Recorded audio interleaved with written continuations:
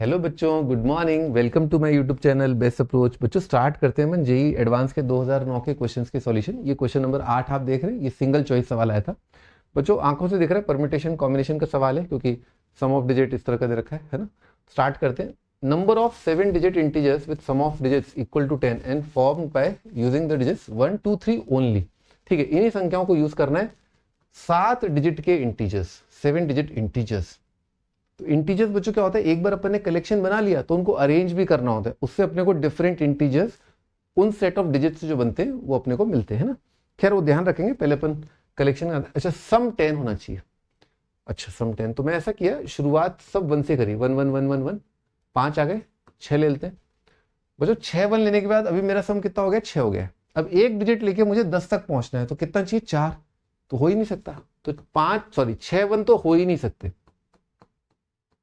5 1 लेके मुझे 2 डिजिट चाहिए और उनका जोड़ कितना होना चाहिए, 5। तो ऑब्वियसली बात है, वो एक ही संभावना है 2 3। 1 ले नहीं सकता, हो नहीं पाएगा। 2 2 ले नहीं सकता, 3 3 ले नहीं सकता, है ना। ये आगे एक ही केस बन रहा है ना। 5 1 के साथ 5 चाहिए, ठीक है। अब और कुछ तो नहीं हो रहा, तो 4 1 लेते हैं। 4 1 के बाद मुझे 3 डिजिट चाहिए और सम मेरे को कितना चाहिए, 6 चाहिए।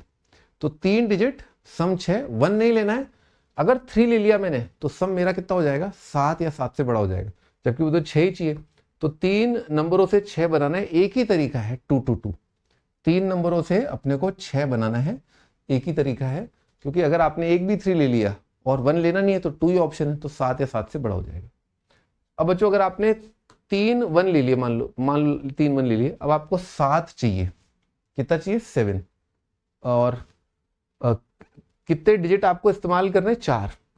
मैं कह रहा हूं कि 4 डिजिट अगर आपने इस्तेमाल कर लिए यहां से, तो आपको कम से कम 8 मिल जाएगा, जबकि रिक्वायरमेंट केवल 7 की है। 8 या 8 से ज्यादा 3 में जोड़ दोगे तो कितना आ जाएगा, 11 से ज्यादा। वो तो चाहिए ही नहीं, ठीक है। दो ही केस बन रहे, एक ये वाला केस, एक ये वाला केस। तो आइए बच्चों अब इसके अरेंजमेंट कर लेते हैं। जैसे ये है, इसमें 7 चीजें अलाइक ऑफ अ काइंड कितनी है, 5। बाकी सबसे डिफरेंट है, तो 7 6 42 आ जाएगा। बच्चों इसमें कितना है, 7 अलाइक ऑफ अ काइंड है, 4 और 3 कितना जाएगा, 35 आ जाएगा। दो ही केस है, इनको ऐड कर दो, आइदर दिस और दिस। 77 है ना ये अपना आंसर।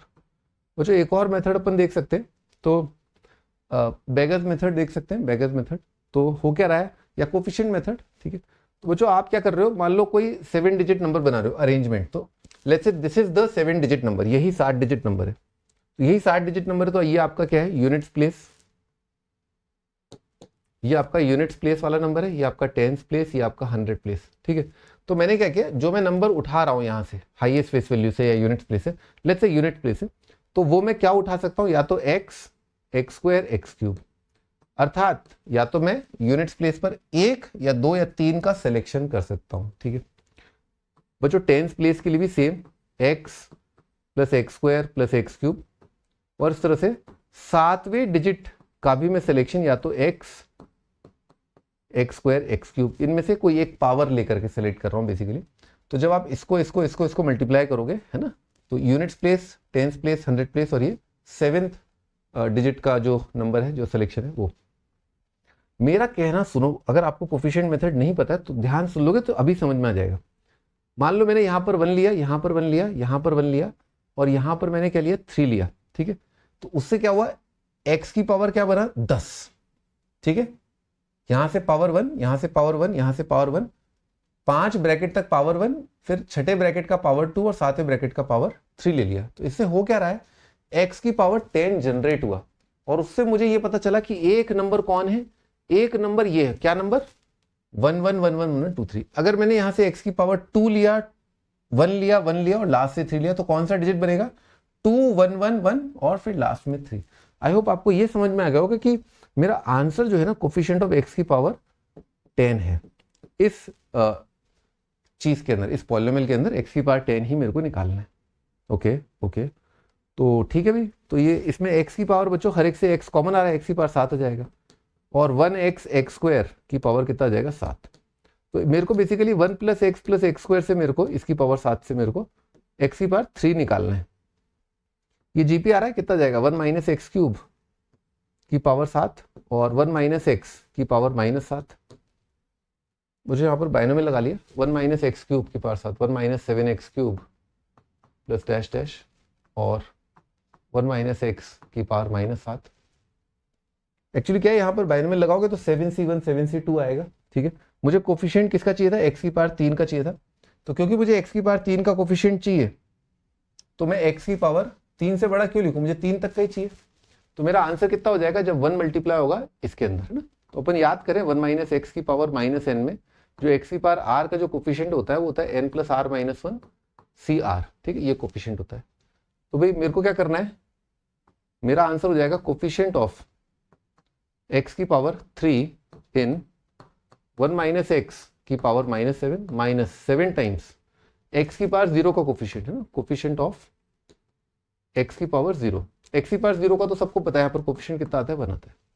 भाई 3 का कोफिशिएंट फॉर्मूला लगाए थे n plus r minus 1 C r, है ना, किया जाएगा। तो कितना जाएगा 9c3। 9c3 कितना होता है 9 8 7 डिवाइडेड बाय 6, है ना, -7। तो 9 8 ज़ा 72 72 12 7 ज़ा 84 84 -7, है ना, 84 -7 कितना आ जाएगा 77 आ जाएगा। बढ़िया बढ़िया बढ़िया बढ़िया। ठीक है भाई बच्चों, यहाँ तक बात आ गई तो एक मेथड मैं अपने से भी बताया तो, है ना, बेगर मेथड जो मेरा फेवरेट मेथड है ना। तीसरा मेथड है ना, बेगर से देख लेते हैं। तो बेगर्स मेथड में क्या होता है, अपन जो यूनिट्स प्लेस पे मैंने जो नंबर रखा है मान लेते हैं उसका नाम है x1, जो 10th प्लेस पे नंबर रखा है x2 और जो 7th पोजीशन पर नंबर रखा है उसका नाम क्या है x7। तो जितने अलग अलग तरीकों से आप इनको बांट दोगे चीजें, और रेस्ट्रिक्शन क्या है कि x1 x2 से लेकर के x7 ये सभी नंबर क्या है आपके 1 से लेकर के 3 के बीच में होने चाहिए। यानी कि भिखारियों को कम से कम 1 और ज्यादा से ज्यादा आपको 3 सिक्के देने। कितने सिक्के आपकी जेब में, 10 सिक्के। तो आपने क्या किया, पहले ये वाली कंडीशन फुलफिल कर दी। हर भिखारी को, सातों भिखारियों को एग्जैक्टली एक कॉइन देने का तरीका कितना होगा, 1 होगा। तो आपने x1 से लेकर के x7 और अब आपके पास कितने सिक्के बचे, 3। और अब नई रेस्ट्रिक्शन हो जाएगी, सबको 1 सिक्के दे चुके हो तो अब रेस्ट्रिक्शन हो जाएगी कि ज्यादा से ज्यादा आप 2 सिक्के दो, क्योंकि एक तो जेब में चला गया। ठीक, तो इसका फॉर्मूला बच्चों होता है n plus r minus 1 C r minus 1। n तो होते हैं आइडेंटिकल कॉइन्स यानी कि ये वाला नंबर, और r होते हैं यहाँ पर कितनी संख्याएं लिखी हुई है। ठीक है ना, और ये नन वन या मोर के फंडे से बांटने का, यानी कि 0 या उससे अधिक। पर इसमें क्या है, इस फॉर्मूले में 2 का ध्यान नहीं होता है। ठीक है, वो देखते हैं अपन। तो पहले कितना जाएगा 3 प्लस 6 C6 माइनस। अब इसमें गड़बड़ क्या हो जाएगी, हो सकता है आपने किसी एक बंदे को 3 या 3 से ज्यादा दे दिया, क्योंकि हमारे पास सिक्के बहुत लिमिटेड हैं तो इसमें बहुत मुश्किल काम नहीं है। भाई आप क्या 2 भिखारियों को 3 सिक्के दे सकते हो, नहीं भाई 2 भिखारियों को 3 सिक्के कहां दूंगा, मेरे पास टोटली 3 सिक्के हैं, उसके लिए तो कम से कम 6 सिक्के चाहिए। तो इसमें से एक केस ये गड़बड़ हो गया होगा कि या तो आपने इसको 3 इसको 3 इसको 3, वो तो आप गिन भी सकते हो। किसी एक भिखारी को या तो इसको 3 दियो एक तरीका, दूसरे भिखारी को 3 दियो एक तरीका, 7 तरीके आ रहे हैं। पर ठीक है, एक भिखारी को सिलेक्ट कर लो, उसको 3 सिक्के देने का एक ही तरीका, बाकी सारे भिखारियों को 0 0 0 0 सिक्के देने के एक ही तरीका होगा। कितना जाएगा 9C6 माइनस 7, है ना। आई थिंक ये वही फिगर आ गया बच्चों, है ना। तो 9C3 और 9C6 क्या होते हैं, इक्वल होते हैं। आई होप आपको बड़ा मजा आया होगा, एंजॉय किया होगा आपने ये वाला वीडियो। खास तौर पे इसमें मैंने आपको 3 मेथड बताए, एक कोफिशिएंट मेथड, एक बेगर्स मेथड, एक सिंपली केसेस गिन लेना, क्योंकि केसेस की क्वांटिटी बहुत कम है ना।